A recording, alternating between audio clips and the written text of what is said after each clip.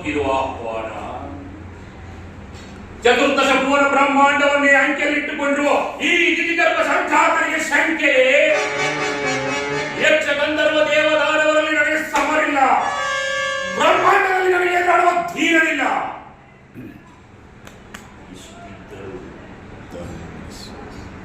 ಇಷ್ಟಿದ್ದರೂ ನನ್ನ ಮನದಲ್ಲಿ ಏಕೆ ಕಳವಳ?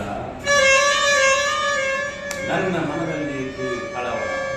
ಮಹಾಪ್ರಭು, ಮಹಾಪ್ರಭು, ಏನದು? ದಿಗ್ವಿಜಯಕ್ಕೆ ಹೊರಟಿದ್ದ ನಿಮ್ಮ ತಮ್ಮನನ್ನು ಒಂದು ಹಂದಿ ಕೊಂದು ಹಾಕಿದ ಮಹಾಪ್ರಭು. ಮಗನೇ ಹಿರಣ್ಯಾಕ್ಷ, ಹೆತ್ತ ಹೊಟ್ಟೆಗೆ ಕಿಚ್ಚಿಟ್ಟೆಯ ನಿನಗಿಂತಹ ದುರ್ಮಣ ಬದುಕಲಿಕ್ಕೆ ನಿನ್ನನ್ನು ಕಳೆದುಕೊಂಡು ನಾನು ಹೇಗಪ್ಪ ಬದುಕಿರಲಿ? ಆಮೇಲೆ ಸಮಾಧಿ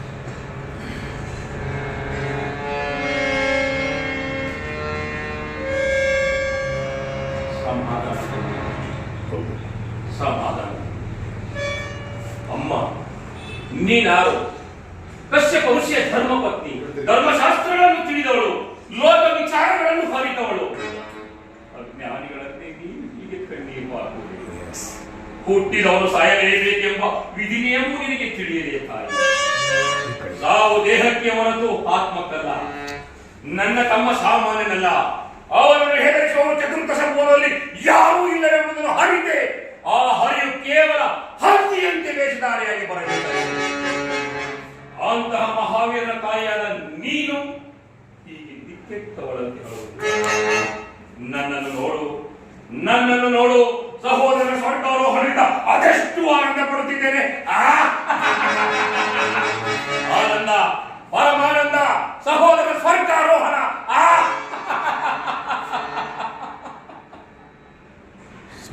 ಸಹೋದರ ಹಿರಣ್ಯಾಕ್ಷ, ಆದಾವ ವಿಷಗಳಿಗೆಯಲ್ಲಿ ನನಗೆ ಆಯಿನ ಪ್ರಾಣವನ್ನಾದರೂ ಬಲಿ ಕೊಡುತ್ತೇನೆಂದು ಹೇಳಿದೆಯೋ? ಬಲಿಕೊಟ್ಟು ದಿಗ್ವಿಜಯವನ್ನು ಸಾಧಿಸುತ್ತೇನೆಂದು ಹೇಳಿದೆಯೋ? ವಿಶ್ವದ ಮಹಾಶಕ್ತಿಯ ಎದುರಲು ಓತ್ತಡಗಿಸುವ ದಿಟ್ಟದ ದಿಟ್ಟ ನುಡಿಯನ್ನಾಡಿದ ನಿನ್ನಂತ ಪೌಚವತನ್ನು ಕೇವಲ ಒಂದು ಹಾದಿಯು ಕೊಂದು ಹಾಕಿತು ಎಂದರೆ ಏ ಹರಿ, ಹೇ ಹರಿದೆ ಬಿಡುವೆನೆ ನಾನಿಂದ, ಹೇ ಹರಿದೆ ಬಿಡುವೆನೆ ನಾನಿಂದ. ಮಾನಗಾರನೆ ಮೋಸಗಾರನೆ, ಮಾನಗಾರನೆ ಮೋಸಗಾರನೆ, ಅರಮನೆ ದೂರನೆ ಕರ್ತನೆ ಬಿಡುವೆನೆ, ಹೇ ಹರಿದೆ ಬಿಡುವೆನೆ ನಾನಿಂದ.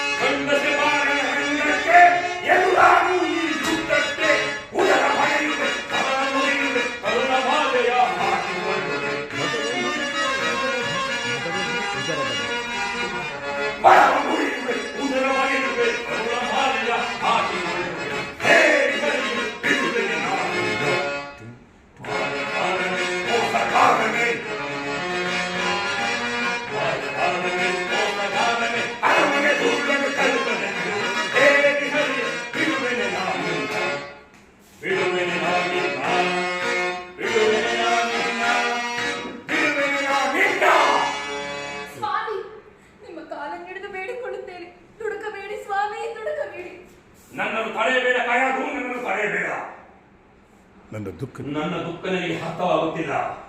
ನನ್ನ ಹೆತ್ತ ತಾಯಿ ವೇದನೆ ಗೊತ್ತಿಲ್ಲ. ತಾನೊಬ್ಬ ವೈರಿಯನ್ನು ಕೊಂದಲೇ ನನ್ನ ಮನಸ್ಸಿಗೆ ನೆಮ್ಮದಿಲ್ಲ, ಶಾಂತಿ ಇಲ್ಲ. ಶಾಂತರಾಗಿ ಈಗ ತಾನೇ ಹಿರಣ್ಯಾಕ್ಷನ ಸಾವಿನಿಂದ ಅತ್ಯವರು ಅವರ ದುಃಖವನ್ನು ಹೆಚ್ಚಿಸಬೇಡಿ. ಆ ಶ್ರೀಹರಿಯು ಸಾಮಾನ್ಯನಲ್ಲ. ಅವನನ್ನು ಎದುರಿಸಿ ಉಳಿದವರು ಯಾರೂ ಇಲ್ಲ. ಅವನನ್ನು ಎದುರಿಸಿ ಉಳಿದವರು, ನಮ್ಮನ್ನು ಕೆಳಗೆ ಬದುಕಿದವರು ಯಾರೂ ಇಲ್ಲ. ನನ್ನ ರಕ್ತ ಕುದಿಯುತ್ತಿದೆ, ಆಕ್ರೋಶ ಹೋಗುತ್ತಿದೆ. ಏಳಿನ ಗೋಲೆ ದೇಹವನ್ನೆಲ್ಲ ವ್ಯಾಪಿಸುವಾಗ ನೀನಲ್ಲ, ನನ್ನ ಸಾಧ ಪ್ರಾಮಾಣಿಕವನ್ನು ನಾನು ಕೇಳತಕ್ಕವನಲ್ಲ. ಹೇಳಿ ಸ್ವಾಮಿ, ಶಾಂತರಾಗಿ ನನ್ನ ಸ್ಥಿತಿಯನ್ನು ನೋಡಿ ಏನಾದರೂ ಅನಾಹುತವು ಸಂಭವಿಸಿದರೆ ನನ್ನ ಗತಿ ಮುಂದೆ ನನ್ನ ಕಂಡ. ಏರಿ ಹೆಣ್ಣೆ, ಏರಿ ಹೆಣ್ಣೆ, ಹೇಳಿ ಹೆಣ್ಣೆ, ನಾನಾರು ಚತುರ್ಮುಖನ ಮೊಮ್ಮಗ. ಓಂಕಾರ ಮಾತ್ರದಿಂದ ಲೋಕಲೋಕಗಳ ತಲೆನುಡಿಸಬಲ್ಲ ಈ ಹೇಳಿ ಕಷ್ಟಪುರ ಹೆಂಡತಿಯಾಗಿ ಈ ಕಣ್ಣೀರು ಹಾಕಲು ನಾಚಿಕೆ ಆಗುವುದಿಲ್ಲವೇ? ನೀವೇನೇ ಸಾಕು, ನೀವೇನೇ ಹೇಳಿದ್ರು ನಾನು ನಿಮ್ಮನ್ನು ಬಿಡುವುದಿಲ್ಲ. ಬೇಡ ನಾನು. ಅವಳ ಮಾತ್ರ ಜಾಹಿರಣ್ಯ ಕೇವಲ ಆವೇಶಕ್ಕೆ ಬಲಿಯಾಗಿ ವಿವೇಚನಾ ಶಕ್ತಿಯನ್ನು ಕಳೆದುಕೊಂಡೇ ಹಿರಣ್ಯಾಕ್ಷ ಸತ್ತಿದ್ದು. ಅಂದರೆ ನಮ್ಮ ಬಾಹುಬಲದ ಮೇಲೆ ನಿಮಗೆ ನಂಬಿಕೆ ಇಲ್ಲ, ಉಪಯೋಗವಿಲ್ಲ. ಏನಂದ್ರಿ?